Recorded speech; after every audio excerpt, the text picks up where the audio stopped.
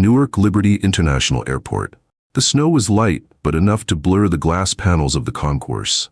Inside, the world was moving fast, wheels clicking, children crying, suitcases rolling toward destinies. Olivia Langston didn't stop. She never stopped. At 39, she was one of the most influential women in global aviation, the CEO of Airbus, a name that moved with the wind in boardrooms from New York to Zurich. Today, she was scheduled to board a private jet for Davos, where she would speak on post-carbon infrastructure. Her assistant had already passed security. The gate to the private terminal was just ahead. But Olivia didn't take the final turn, because someone froze her mid-stride. Through the glass partition separating first-class commercial from private access, a man knelt down to tie a child's shoelace. His coat was cheaper now, his hair thinner. But there was no mistaking that jawline, those steady hands. Elijah. He stood up slowly, not yet noticing her. Beside him sat a girl, long blonde hair, eyes buried in a book. Another girl, still tying her coat, was laughing, pointing at a vending machine. Olivia's heart contracted. Her heels felt rooted to the polished floor. She hadn't seen those eyes in 6 years, but she knew them because they were hers. Ava and Leah. The daughters she had walked away from when they were only 2 days old. A voice crackled over the intercom. Flight 227 to Austin now boarding at gate C3. She couldn't breathe. Not because of guilt, but because every suppressed image came crashing through like a flood bursting a dam. 2 hospital bracelets. Her own shaking hands signing discharge papers alone. The look on Elijah's face that last morning. Her eyes stayed locked on the girls. Ava flipped a page without lifting her gaze. Leah tugged at her father's sleeve. Elijah laughed, soft, tired, real. Then he looked up. They locked eyes. It was brief, seconds, maybe less. But in that space, Olivia felt it. A silent earthquake. He didn't wave, didn't blink, just turned away. Calmly. She hadn't expected a welcome, but she also hadn't expected the nothing. Her phone buzzed. Her assistant was texting. "Jet is ready. They're waiting for your clearance." Olivia didn't move, didn't reply. The flight would leave without her. Let it. She stood still as the world kept moving, like she had stepped out of time. Finally she turned. Walked the opposite way. Not back toward the private lounge. Not toward the exit. Just somewhere quiet. She sat in a corner of an empty gate, opened her phone, typed in his name, Elijah Ford. The number was still saved. It had survived 6 years of promotions, new phones, new passwords. Her thumb hovered over the call icon. She didn't press it. Instead, she typed a message. "It's me." Then paused. No. Too open, too careless. She deleted it, typed again. "It's me." She stared at it for minutes, then turned off the screen. On the return flight to Austin, alone on her jet, the hum of engines her only company, Olivia sat in the dark and whispered to no one, "They're not babies anymore." And for the first time in years, her voice cracked. Outside the window, the snow had stopped. But inside her, something had just begun to melt. The Gulfstream G800 landed back in Austin beneath a low-gray sky. Olivia stepped out with no entourage, no press, no chauffeur holding a tablet with her name. Just her, carry-on in hand, coat buttoned, and silence. Inside her penthouse office, floor 48 of the Airbus Tower, she didn't speak to her assistant. She simply said, "No calls, until I say otherwise." Then closed the door. The city below looked like any other Tuesday, but Olivia stood frozen watching, not the skyline, the reflection. Her own face had aged well, sharp, maintained. But her eyes were tired in a way no product line could correct. A soft knock. It was Cameron, her most discreet liaison, former FBI analyst, now personal intelligence advisor on payroll. She didn't speak either, just handed over a charcoal folder. Cameron said only 2 words, "He's in Salt Lake." Olivia sat down. The leather chair creaked beneath her. She opened the folder. First page, Elijah Ford 42. Current occupation, part-time music teacher at a charter middle school. Income, just above state minimum. Residence, small rental near Liberty Park.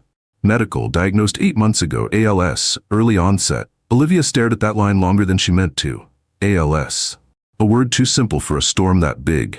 She flipped the next page. Photos. One of Elijah walking with Ava and Leah after school, snowflakes tangled in the girl's hair. Another. Elijah seated at a keyboard in what looked like a music room, helping a boy with posture. His smile tired, his body thinner, his hands steady, but not as they used to be. Next image. Elijah asleep on a couch, both girls asleep against him, one on each shoulder. There were mugs on the table. One said, "Best dad ever." The other just had a chipped heart on it. Olivia blinked and looked away. Her hand tightened on the edge of the desk. Cameron cleared her throat gently. "There's more." From a side envelope she pulled out a scanned page, handwritten sheet music, half-scribbled lyrics beneath the staff lines. "I tried to build a song with what you left me, but the melody breaks where your name should be." The last line was left unfinished. A black ink pen mark hung at the edge, like someone had stopped mid-thought. Cameron hesitated, then said, "It's from his journal. I traced it through a shared school drive. He uploads lyrics for the kids. This one was never submitted. Saved." Olivia didn't reply. She placed the paper down as if it were glass, then stood, walked to her office safe. She turned the lock carefully, removed a small box wrapped in dark blue linen. Inside were 2 envelopes. They had names in her handwriting. Ava, Leah. She had written them 5 years ago. Meant to send them when the girls turned 5. She never did. She placed the letters gently next to Elijah's music, then sat back down, picked up her phone. The last message she had typed was still there. "It's me." Still unsent. She stared at it again, like it might blink or respond. But the screen stayed still. This time, she pressed send. Not out of impulse, not from panic, but because she had run out of reasons not to. The next day, the plane touched down in Salt Lake City, beneath a sky thick with gray. Olivia didn't leave the terminal for almost half an hour. She just sat there, coat draped over her arm, unread texts glowing on her phone screen, watching people rush by in coats and scarves, all of them looking like they had somewhere they belonged. The driver Paulina had arranged was holding a sign that simply read, "Miss S." She gave him a silent nod, stepped into the black SUV, and pulled the door shut behind her. The cold air outside had teeth. The silence inside had sharper ones. She wasn't here to speak, not today, just to observe. The clinic was a small brick building near Liberty Park, humble, quiet. She waited across the street, parked behind tinted glass, breath shallow, heart ticking in an unfamiliar rhythm. And then she saw them. Elijah emerged first, leaning ever so slightly on the railing, winter hat pulled low. The twins flanked him like loyal shadows. Ava on his right, Leah on his left. Each of them held one of his hands. Olivia didn't realize she was holding her breath until her lungs started to burn. Elijah paused at the sidewalk, looked both ways. Then, he turned, right toward her. Their eyes met through 2 panes of glass and 6 years of silence. He didn't flinch, didn't wave, didn't smile. Just stared, lips tightening, not in shock, not in sadness, but in a kind of quiet, bone-deep recognition. The kind that said, "So you finally showed up." The car door opened before she realized she'd touched the handle. "Elijah," she said. It came out breathless. The girls turned slowly. Leah blinked in confusion. Ava froze, her gaze narrowing like she was trying to understand something her heart didn't want to accept. Elijah stepped forward, raising a hand as if to stop her right there. "You don't get to do this," he said, his voice firm but calm.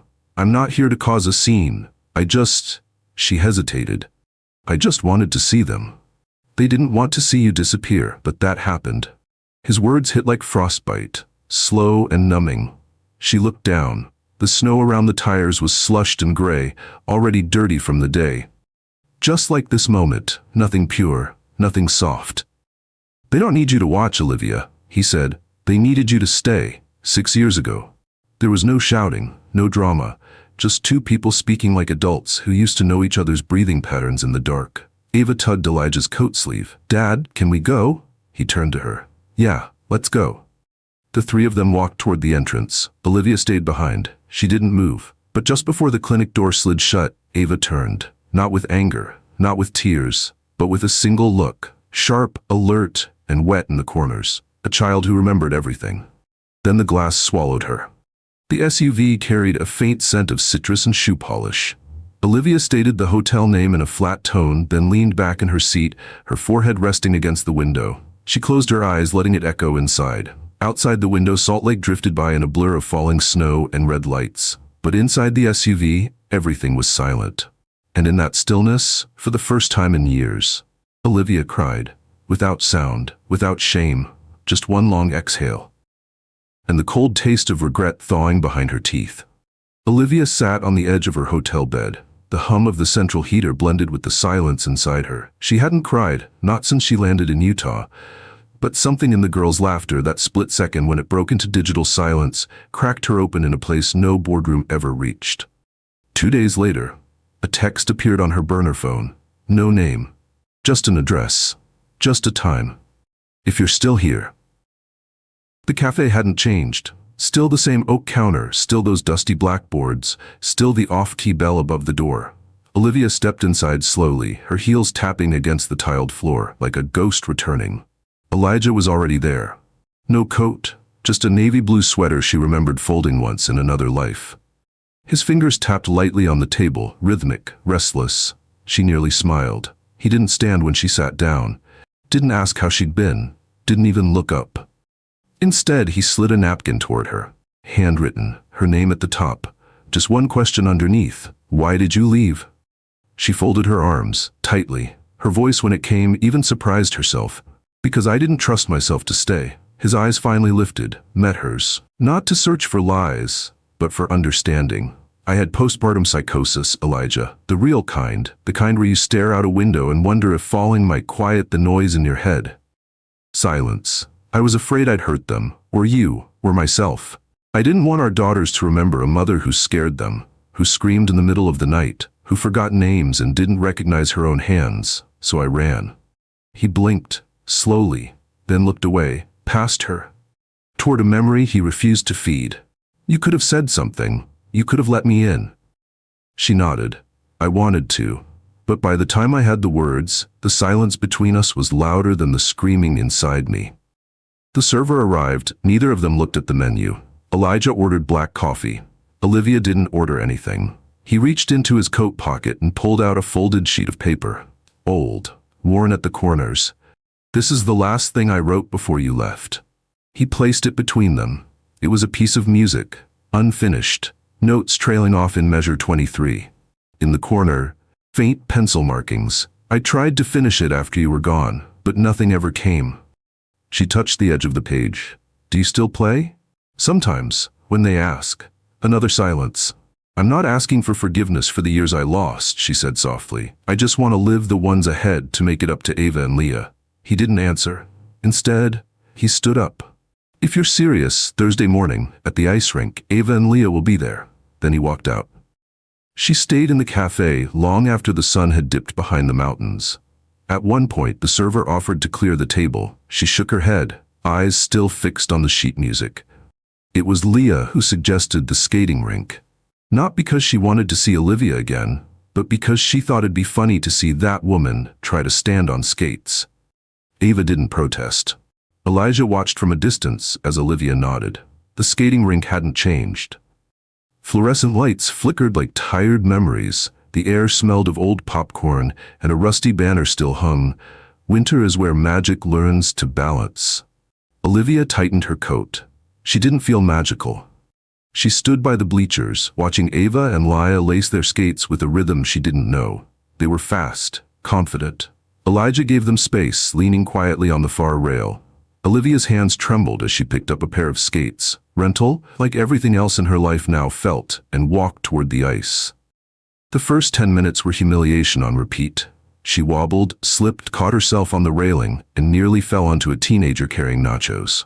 Leah giggled. Ava looked away. Olivia exhaled, smiled back, and skated again. Badly. But again. Then she noticed something small. Every time she fell and got back up, Leah's glances lasted longer. Ava's arms folded a little looser. They skated silently in a triangle. No words, just proximity. Later on the bench, Leah sat beside her with her skate off, rubbing her ankle. Her long brown hair was tangled, knotted near the back. Olivia instinctively reached to help. May I? She asked, soft. Leah didn't answer, but she didn't move away either. Olivia turned slightly to face her. She tried to gather the hair like she remembered from YouTube tutorials, left, over right, then pull, and her fingers fumbled. She twisted instead of weaving. The braid looked like a defeated pretzel. Leah winced as Olivia pulled too tight. Sorry. Hold on, Ava's voice cut in. Olivia turned. Ava knelt down beside them, pulled a purple elastic band from her wrist and handed it over. Her face was unreadable. Use this. It holds better. Olivia took it slowly, not blinking. Thanks, she whispered. Ava stood back up. It's for the braid, she said, not you. There was a pause. Then Olivia asked, do you braid Leah's hair often? Ava shrugged. Someone has to. Makes sense. Olivia paused. Do you mind showing me next time? Ava didn't answer, but she didn't walk away either. Leah tilted her head and examined her reflection on a phone screen. The braid was lumpy, half-formed, but done. It's okay for a first try, she said, then added, don't give up. It was the exact phrase Elijah used the night Olivia left. Back in the car, Elijah was silent. The twins munched quietly on crackers from the vending machine. Olivia stared out the window. Then gently, a hand tapped her arm. Leah. She handed Olivia a small folded paper. Olivia unfolded it with careful hands. It was a drawing, childish but warm. 3 stick figures stood on ice. One had a ponytail, skates drawn backward, arms flailing. The caption, Mom's first try, still worth it. Olivia swallowed. She kept the paper. Not in her purse. In her chest pocket, over her heart. Outside, the sky was the color of slate, the last snow flurries of March fluttering through the air like bits of torn paper. The car ride home was mostly silent, except for the quiet crinkle of Leah's drawing as Olivia folded it again and again in her hands, as if smoothing the corners could slow her racing heart. That night, after the girls went to bed and the dishes were stacked quietly in the drying rack, Olivia stood at the kitchen sink, staring out the window. In the reflection of the glass, she caught a glimpse of Elijah walking down the hall toward the bathroom. His posture just a bit slower than usual, his hand resting on the wall like he needed it. He didn't return. There was a thud. A wet, sudden thud, like someone dropping a stack of towels on tile. Ava's scream tore through the hallway seconds later. Olivia's feet slammed against the hardwood. She reached the bathroom doorway at the same moment Ava did. Elijah was crumpled near the base of the tub, one hand curled near his chest, the other twitching like it didn't belong to him. His face was pale, too pale, and his breathing shallow, fractured like broken glass. Ava, Olivia snapped, her voice steady in panic. Get your phone, call 911, now.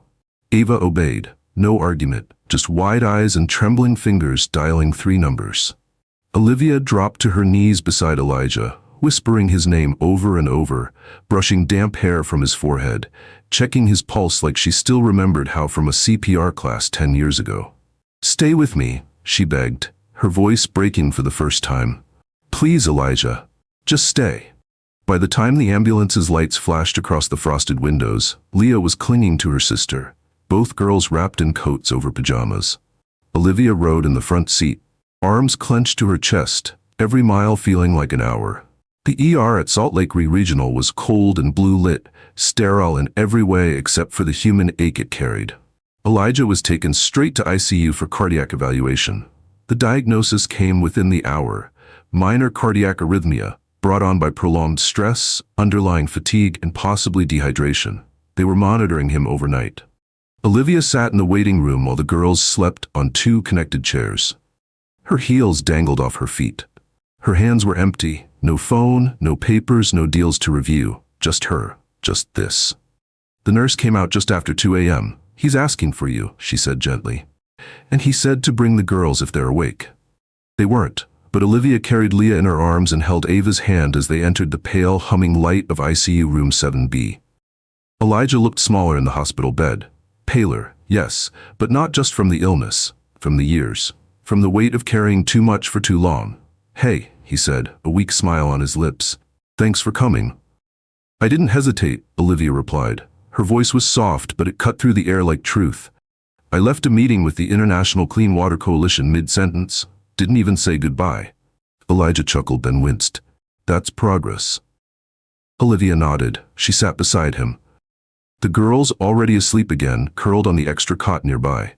I don't know how much time I've got, he said quietly. No one ever does. But I do know this. If you've really changed, if you're really going to be here for them, for us, then don't disappear again. She stared at him. His eyes weren't accusing. They were tired, but open. I won't, she said. I'm done running. Silence. Then, good, because they've just started to notice the shape of your shadow, and they'll miss it if it vanishes again. Around 4:10 a.m., Ava stirred and sat up. The room was quiet, except for the soft hum of machines and her mother's breathing beside Elijah's bed. She didn't say anything, just stood. And without waking Olivia, she walked over, took the light hospital blanket folded at the edge of the cot, and gently draped it over her mother's shoulders. Then she went back to her corner and lay down again. It was the first time she covered her mother in warmth, and Olivia didn't even move. But her fingers twitched slightly under the blanket, as if something in her chest had finally exhaled. Utah, early March. The hospital sent Elijah home 3 days ago. His steps were slower now, his voice came out thinner. But somehow the house felt steadier with Olivia inside it. At 6:15 a.m., the coffee pot sputtered like it hadn't done in years. Toast burned on the second try. A pan of pancakes smoked up the kitchen as Olivia muttered something about griddle temperature lies. Ava walked in wearing 2 mismatched socks, staring like Olivia was a museum exhibit. Olivia grinned. Chef disaster reporting for duty. Ava blinked, then silently opened a window to let the smoke out. That was how it started. Not with apologies. Not with lectures. But with smoke. By day 4, Olivia was on school pickup duty. On day 6, she forgot Leah's permission slip and had to walk back through the school hallway, her heels echoing like she didn't belong. On day 7, she argued with Ava over which sweater matched her snow boots. Ava won. But one afternoon while putting away laundry, Olivia noticed something strange. At the back of Ava's closet, buried under old drawings and dried markers, was a taped-up shoebox. She opened it gently. Inside, dozens of sketches, crayon, pencil, even marker, all drawn over the last few years. Each one showed a family, some with 3 people, most with 4. And in every single one, there was a woman. Sometimes faceless, sometimes with glasses, once even wearing Olivia's signature white trench coat, but always standing close to the father. And always holding the girl's hands. Her fingers trembled slightly as she flipped through them. The final drawing was different. It was Ava's hand. For sure, the lines were cleaner, more certain, and the scene was cold. 4 figures, standing under falling snow, 2 taller, 2 smaller. One woman had her arms around all 3. No eyes, no names, just snow. That night, Olivia didn't sleep. She sat by the dining table, sketch pad in front of her, hands unsure, lines awkward. But she tried to draw what Ava had drawn, the 4 of them, standing together. She messed up Elijah's nose. She couldn't get Leah's curls right, but she kept going, line by line, until it felt not perfect, but honest. She taped it outside Ava's room, just above the doorknob. The next morning, no one said a word. But when Olivia walked past the door that afternoon, her own drawing was gone. And on the inside wall, right above Ava's desk, it had been repinned beside the original crayon sketches. Later that night, she found a single slice of toast, butter, slightly uneven, placed on a napkin, sitting outside her door. No one claimed it. But when she looked across the hallway, Ava's door was open just an inch wider than usual. The following evening, Elijah stood at the kitchen window, holding one of the sketches in his hand. The snow outside was gentle again, falling the way it did that first day Olivia arrived. He turned to her, voice soft. "You're closer now than you've ever been." A pause. "And for the first time, I'm not afraid of what that means." Olivia didn't answer. She just sat beside him and let the silence fill in the rest. The local elementary school sent home a flyer. Elijah tossed it onto the kitchen table without much thought. Story day. Parent volunteers needed. Sign-up deadline, Friday. No one said anything. Leah munched her cereal. Ava stirred hers absent-mindedly. Olivia glanced at the flyer, then folded it in half. Later that night, as she wiped down the counter, Olivia spoke without looking up. "Maybe I could volunteer for story day." The silence that followed was heavier than any rejection. But then Leah said, "You'd have to stand in front of the whole class." "I know." Ava didn't say a word. But she didn't leave the room either. The next morning, Olivia signed the form, hands shaking, voice steady. Thursday arrived with the sky gray and a cold wind crawling through the playground. Olivia wore a cardigan she hadn't touched in years. It still smelled faintly of lavender. The library was warm. A group of 6- and 7-year-olds sat in a semicircle on the carpet, shoes squeaking, pages rustling. Olivia stood at the front, gripping a worn-out children's fable, one she had rewritten by hand the night before. It was a story about a fox, a mother fox who disappeared into the forest, not because she didn't love her cubs, but because the darkness inside her had grown too thick to see through.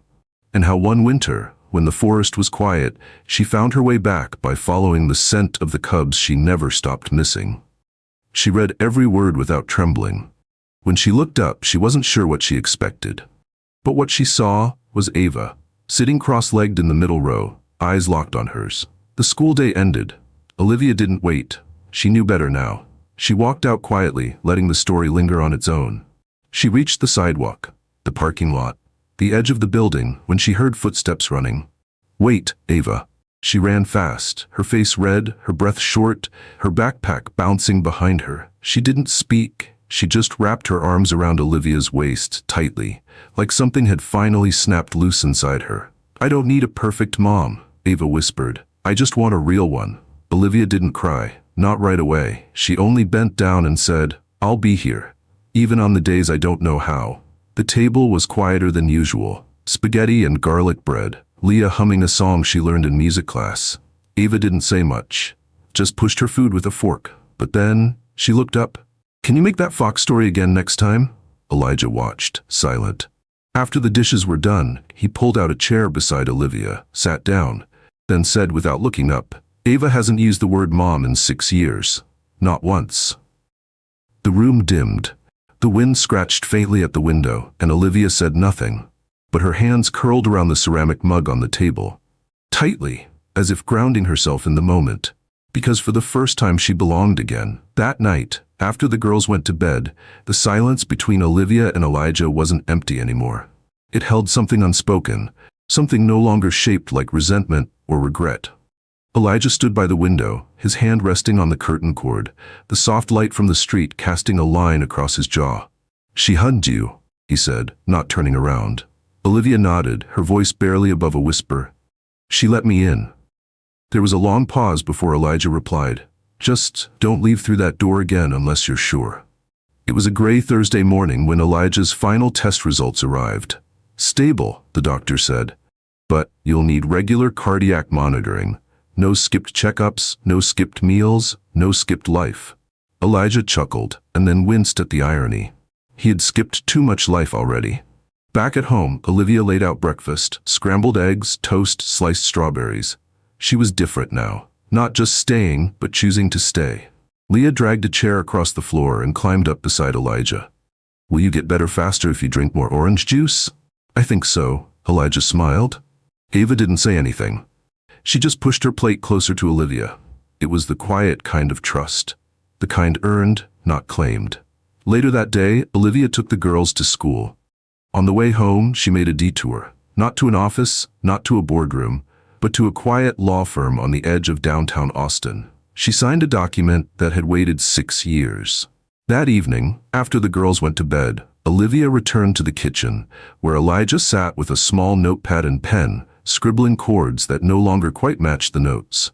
She laid 3 things in front of him. 1, a folder, her official agreement to sell part of her heiress shares. 2, a completed music composition, the lullaby they once wrote together, now with a final verse only she could have added. 3, a handwritten note, in Olivia's unmistakable cursive. "I choose this family, not because I'm scared of losing you, but because I finally understand what it means to love beyond fear." Elijah stared at the items for a long while, then softly, "So, you're staying?" Olivia didn't answer with words. She pulled out a chair, sat down across from him, and for the first time in 6 years she didn't look like a woman visiting her past, she looked like a woman rewriting her future. Still, he had to ask, not because he doubted her, but because his heart, scarred and stitched together by single fatherhood, needed to hear it out loud.